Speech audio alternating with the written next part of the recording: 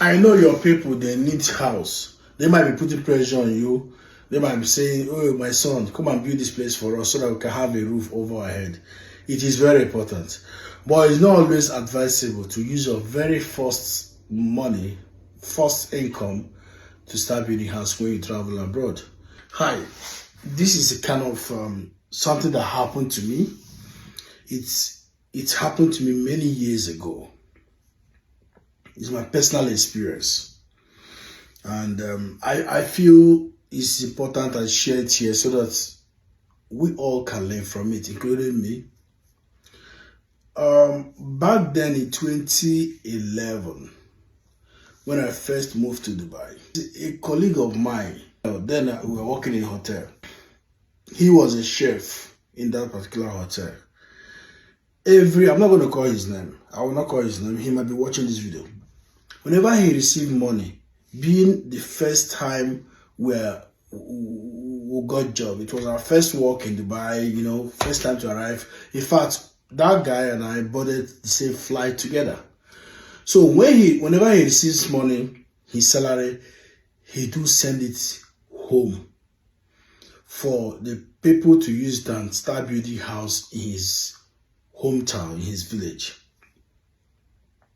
Before he started that project, he reached out to me. He was like, Ben, I want to, first of all, as I've arrived to this new country, I've gotten my job, let me start, let me see if I can be able to build a house in my home country.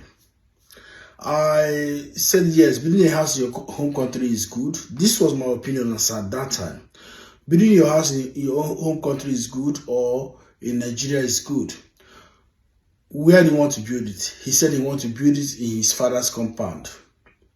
That they don't have house in his father's compound. I know very well that it's important for us to build a house in our father's compound, especially if you people don't have house. If there's no house in your father's compound, maybe there's an old house, a house that needs to be upgraded or building a new one. So he was in that category. He wanted to build a house because there was no house in his father's compound. He said, Ben, what do you think? I said it's good to build a house in your father's compound, but I think it's too early. That was my opinion. I told him I think starting to build a house, not just a bungalow. He was aiming to build an upstairs, a one-story duplex. I was thinking it's too early, and I told him, for me, it is too early for you to do that. I would suggest you use your first money. Save it, and keep it in case of incasity. We just arrived to the country. This thing will also serve as a lesson to some of us that once we travel to a new place and start getting income, the next thing that will come to our mind is to go home, go to our village and build a house.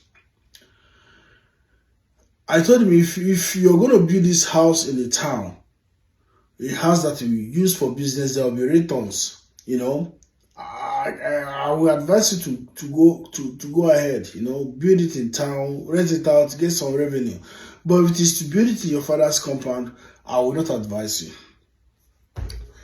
My talk sometimes is a talk of the prophet. Sometimes when you say things, it comes to pass. This friend of mine thought I was envying him, that I don't want his progress. He was even angry, saying that I don't want his progress, that if I don't want to take a step for myself, if I don't want to invest, for myself, I shouldn't discourage others. He was very angry. I told him, but for me, I think it's too early. Just chill a little bit, save your money, save enough money. And then, when you think you have saved enough, you can start building a house so that you can have small things as reserve. 2 years down the line, we resigned, hoping that we'll get another type of job. We'll become freelancer. That's what they call freelancer in Dubai.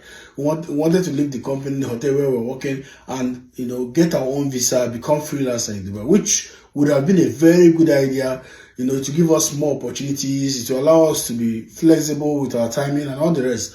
But unfortunately, the person that we met took our money. He asked us to visit Dubai, that he's going to send us visa within 2 weeks. And we all left, about 6 of us. We went back to Nigeria.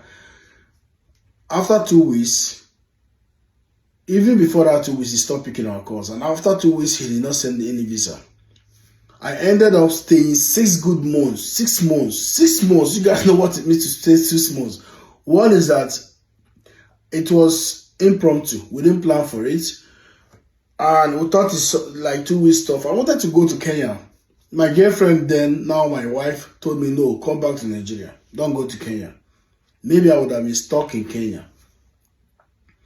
So, when I got home, it was hard to raise money, to even, first of all, it took us 6 months. It took me 6 months to, every day I was calling. I was staying in my mother-in-law's place, calling the guy. He wasn't picking call. I was trying to reach him, calling people I know that know him.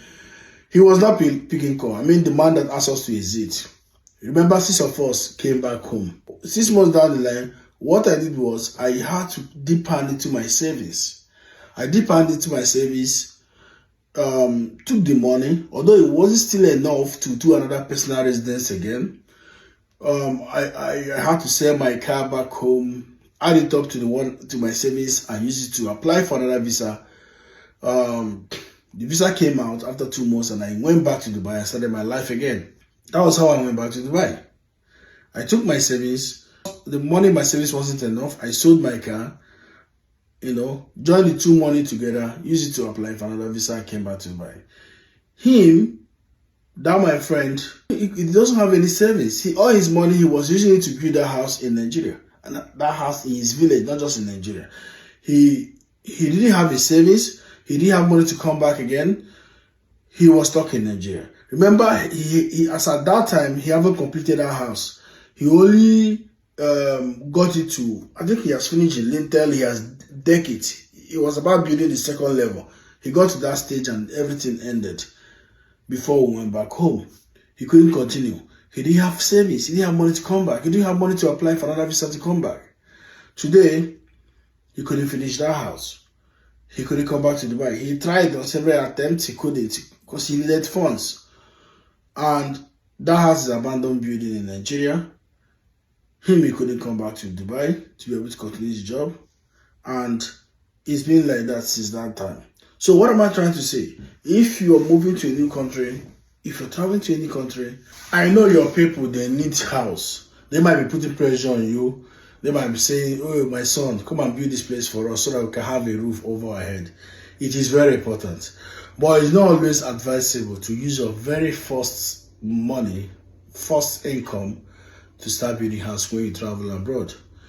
Keep that money. It's going to pave way for the journey ahead. So it's a big lesson to all of us. You that is planning to travel, when you travel, do not spend your money immediately. Save that money, build that savings. Let it come to a certain level. When it gets to a level that at least after building that house, you still have some that you can use to call back in case anything happens to you, in case life happens to you.